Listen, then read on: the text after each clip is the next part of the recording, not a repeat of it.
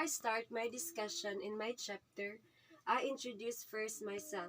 I am Judy Anchi Buktuanon, BSBAIII Set A student. So the first topic that I will discuss, which is the chapter 1, Foundation of Compensation Administration. As we heard this word, Foundation of Compensation Administration, it is considered as the heart of human resource function. So because of its complicity in developing pay structure, implementing compensation system, and controlling its implementation and administration. Next is the nature of compensation. So compensation means the whole of package of basic salary and benefits that the company provides. So this monetary value equivalent to any work of an employee, and also it is referred to as all financial rewards of an employee. There are three basic type of compensation. The first is base pay, the second variable pay, and the last is the benefits. So if we say base pay, it is the basic pay given to the employee for the actual work rendered. And also this is the salary of wage of by employee. And the second is the variable pay. It is the pay linked to actual accomplishment performance. So if we say accomplishment performance, it is considered as the bonuses, the rewards of an employee, and the incentives. And the next is the benefits. These are indirect reward which may either be government mandated or voluntarily given by the employer. For example, health insurance and vacation and sick leaves. And also the incentive helps employee to further cope by the rewards of the job and their personal life. Next is the objective of compensation. So the organization provide their employees with a compensation package to achieve threefold objectives. So the first objective is to retain high-performance employees and reduce employer turnover. The next is to achieve high productivity and efficiency to provide fair compensation among employees commensurate to their position. And the last is to satisfy pay requirements in accordance with the law. Next is the classification of compensation. So compensation can be classified into direct compensation and indirect compensation. So if we say direct compensation, it is refers to an actual monetary value that entities an employee. And also it can be form of a salary of wage and also the form of variable pay such as the bonuses, incentives, and the commission of the employee. And the next is indirect compensation. It is refers to non-monetary aspect of compensation such as benefits package that include hospitality. So, in this compensation, this will be hospitalization and life insurance plans like sick and vacation, leaves, car plans, and educational grant among others. So the next is the theories on wages. So the first theories on wages, which is the subsistence theory. So if we say subsistence theory, this theory is the most popular economics theory on wage. So it is also based on the theory of population by Thomas Malthus and Ferdinand Lassalle. So the next is just price theory. So if we say just price theory, it is uphold the equity of G. Stacy Adam. And the next is wage theory. Adam Smith developed this theory to mean that works are made based on the fund that is already there in first place. So the next is residual claimant theory. This theory is that the portion provided to landlord, entrepreneur, and etc. And the next is standard of living theory. So if we say standard of living theory, this theory was determined by the standard of living of the workers The next is bargaining theory. If we say bargaining theory, the one of the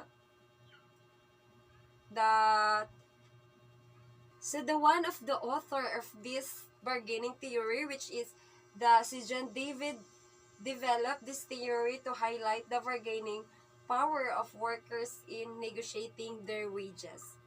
The next is differences between wage and the salary. So if we say differences, so the difference between these two, which is the salary is paid semi-monthly of fixed periods such as very 15 and 30 of the month, and does not change each month or for a long time, while the wage based on the number of hours worked multiplied by the employee's hourly rate, and then receive either daily or weekly or either than the semi-monthly payment of the salary. That's all. Chapter 2, Job Values and Compensation Decisions. Nature of Job Analysis. Job analysis has a relevant role in compensation management. It supports the job evaluation process as it helps in obtaining pertinent information about the job. Aside from providing assistance in the development of pay structure, the key role of job analysis is the crafting of job descriptions for all jobs. Compensable factors encourage fairness in identifying the characteristics of the job that contribute to organizational objectives, thereby crafting appropriate salaries. We can provide monetary equivalents for these factors. Job evaluation methods. There are 4 methods of evaluating jobs. The most popular is the point factor method, while the least complicated is job ranking. The other 2 types are job classification and factor comparison methods. Each has its share of advantages and disadvantages. Point factor method is more difficult and time-consuming to use, but it remains the most preferred because it is a systematic way of determining the value of jobs. Dimensions of a wage survey. In conducting market rate analysis, validity and reliability of the information gathered are crucial. The jobs obtained should match the jobs in the organizations. The organization should ensure that these jobs truly represent what the organization needs. It is also necessary to take into consideration when the data were made and published. Sources of wage survey. There are various sources of data. The choice of one or a combination of sources depends on the capacity of the organizations to subscribe to these sources and, of course, the jobs that will match that of the organizations. Online data is becoming more popular than paper publications because of easy accessibility and availability. Data collection and analysis. Market rate analysis should be performed with care and caution. To be successful, the purpose of conducting and the proper selection of sources of market data are necessary. Not all jobs need market data analysis. It should also not be conducted just because the organization has the financial capacity to use it. Job analysis, job evaluation, and market rate.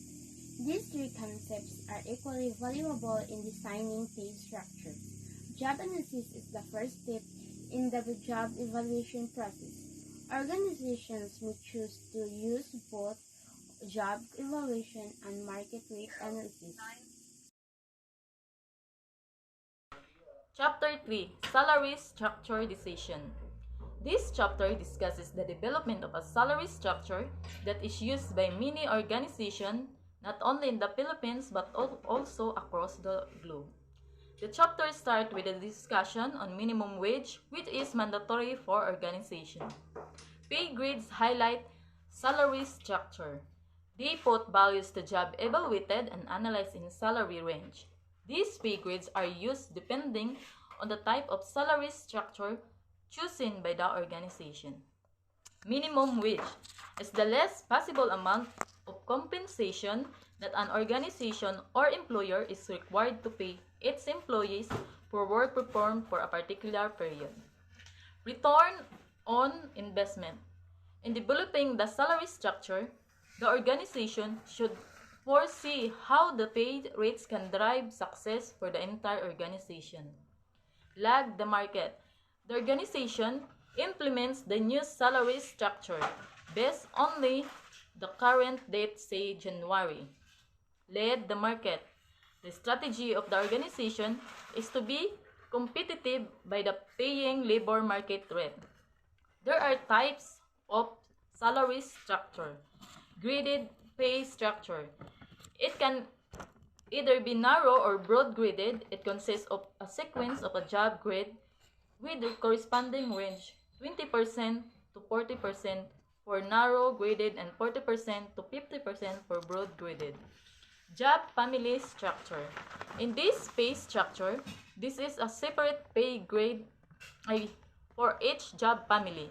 A job consists of related or similar titles with labels that progress through tasks, activities, skills, and competences. The Department of Labor and Employment and the National Wage Productivity Commission are tasked to implement the provision of the Code of the Philippines on labor laws. Minimum wage differ in each region. Minimum wage issues. The current minimum wage in the non-agriculture sector in the National Capital Region is 537,000. According to the research group, about 4 million minimum wage earners feel that this amount is no longer sufficient to sustain a family due to inflation rate, which was 5.2% in March 2018, the highest since 2013. In another study made in 2019 by Pico de Portugal-based online company for online shopper, the Philippines was 51st among 52 countries, which compared minimum wage on the basis of meeting the basic nutritional requirements. Chapter Summary. Define minimum wage. The Department of Labor and Employment ensured that the strict implementation of the Labor Code, especially for the provision on minimum wage. Describe the development of a salary structure. The job structure developed in a job evaluation and market rate analysis is now transformed into salary structure by incorporating pay range and peso values. Distinguish the type of salary structure. The types of salary structure will help the organization in selecting what it thinks will improve harmony, equality, and fairness among employees. Hello, my name is Angeline Dinapol, BSBAIII, Set A. Our topic is all about forms and compensation. The first is compensation philosophies. What is compensation philosophies? A formal statement documenting the company's position about employee compensation. The second is classify the forms of contingent pay. Contingent pay has three types: performance-related pay, profit-related pay, and the employee share ownership. What is performance-related pay or PRP? Performance-related pay is a way of managing pay by linking salary progression to assessment of individual performance, usually measured against pre-agreed objectives. The second one is profit-related pay. What is profit-related pay? It is the situation in which the pay of employees is related to the profit made by the employer. The last one is employee share ownership or the employee stock ownership is where a company employees own shares in that company. The third is compensation for executives. What is compensation for executives? It is also known as executive pay. Refers to remuneration package especially designed for business leaders, seniors, management, and executive level employees of a company. The fourth one is Compensation for salespeople. What is compensation for salespeople? It is payment a salesperson receives for their work. As a rule, it includes a base salary, commission, and additional monetary incentives to motivate a sales representative. The last one is computerization of payroll system. A computerization of payroll calculates and tracks employees' salaries, wage, bonuses, tax withholding, and deduction. That's all. Thank you.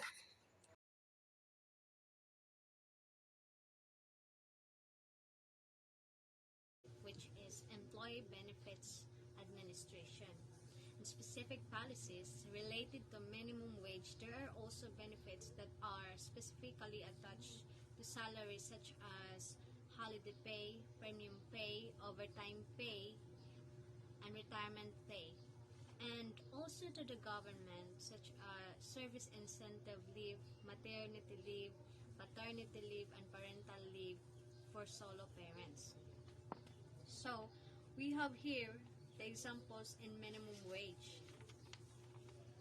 As we can see, we have in 365 days, the ordinary working days, we have 297 days of work and 52 rest days, 12 regular holidays, and special days, we have 4 days of work. The total of 365 days in whole year. And the daily rate by 365 days in 12 months, that's our monthly rate. And next, here the daily paid.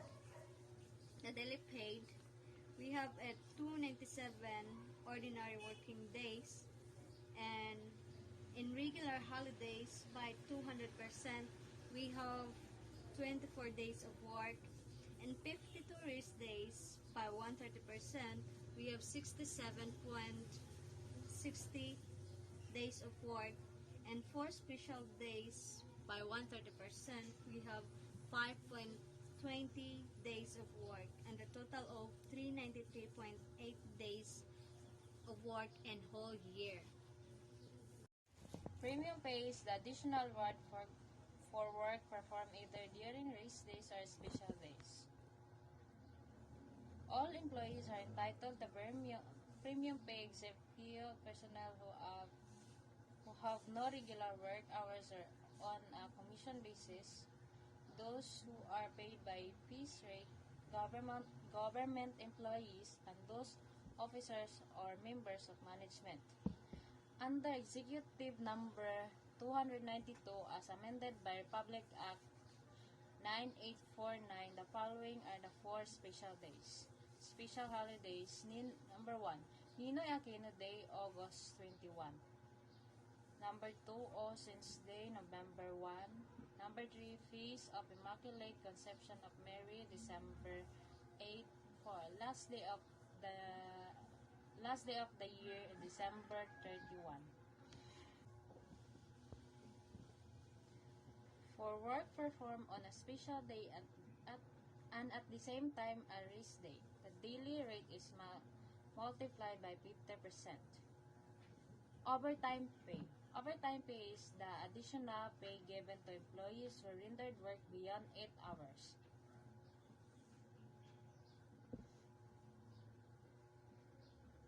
The hourly overtime rate is 25%. The same rule that applies to premium pay is the same for those who can avail overtime pay. Sample computation for overtime pay. 1 hour overtime. Daily rate 8 hours is equals to hourly rate times 125%. 537 divide 8 is equals to 67.125 hour. So 67.125 times 125% is equals to 83.91. For overtime work rendered on a rest day, the rate is 130%. Hourly rate times 130 times 130, 67.125 times 130 times 130 is equals to 113.44. For overtime work rendered on a special day which also happens to be a rest day, hourly rate times 150 times 130, 67.125 times 150 times 130% is equals to 130.89. For overtime work rendered on a regular holiday, hourly rate times 200% times 130%, 67.125 times 200% times 130% is equals to 174.52. For overtime work rendered on a regular holiday which also happened to be a rest day, hourly rate times 260% times 130%, 67.125 times 260% times 130% is equals to 226.88. Night shift differential is an additional compensation of 10% per hourly wage of work rendered between 10 p.m. to 6 a.m. The coverage for night differential is the same for employees who can avail the other benefits such as premium pay, overtime pay, and holiday pay. Sample computation for night differential. 1 hour night differential daily rate 8 times 110% is times number of hours work 537 divide 8 is equals to 67.125. 67.125 times 10% times 1 hour is equals to 73.84. 1 hour night differential on overtime. Hourly rate times 110% times 125% times number of hour work 67.125 times 110% times 125 times 1 hour is equals to 92.3%.